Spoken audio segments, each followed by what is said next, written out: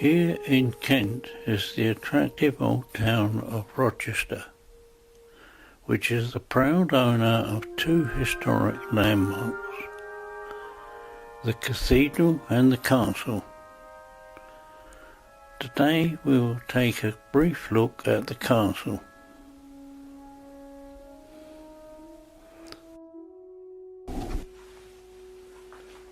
The great square keep of Rochester Castle has resisted destruction for over 800 years.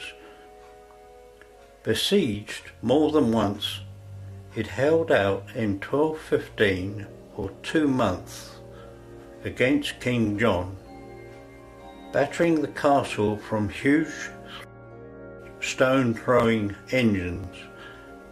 The king finally breached the keep by mining under it and setting fire to the pit props with the fat of 40 pigs.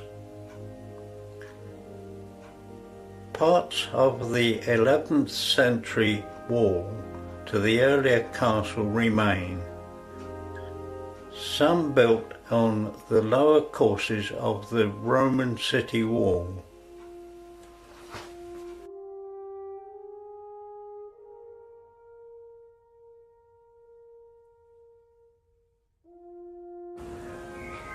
Rochester has a distinguished history to which the castle has made its own contribution.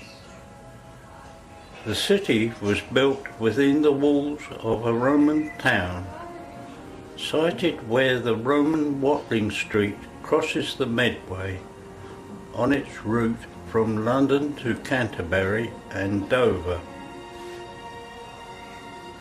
The first castle was raised here at the time of the Norman Conquest and is mentioned in Domesday Book. This was rebuilt by William Rufus by Gundulph, Bishop of Rochester, between 1087 and 1089, to become one of the earliest castles in the country to be fortified in stone.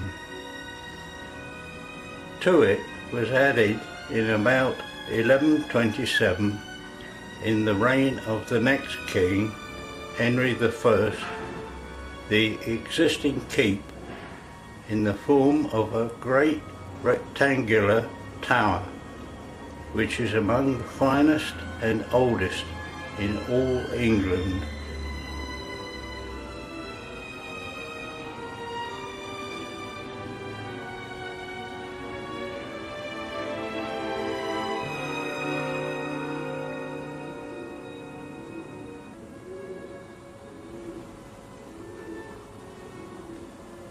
The existence of documentation to enable the earliest building phases of the castle to be positively dated is especially fortunate.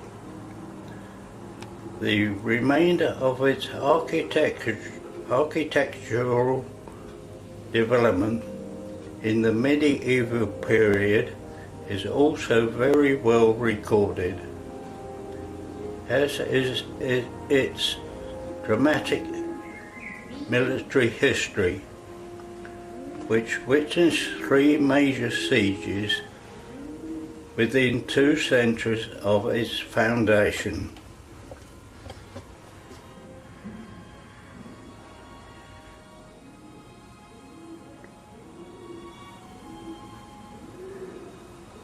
Castles were the fortified residences of princes and other lords, as opposed to the communal and national defences of the Anglo-Saxon fortified cities and boroughs, were an enormous importation into England and the principal means whereby the Norman conquest was achieved, and the Norman settlement rendered permanent. It is not surprising, therefore, that the city of Rochester received a castle at a date very soon after 1066.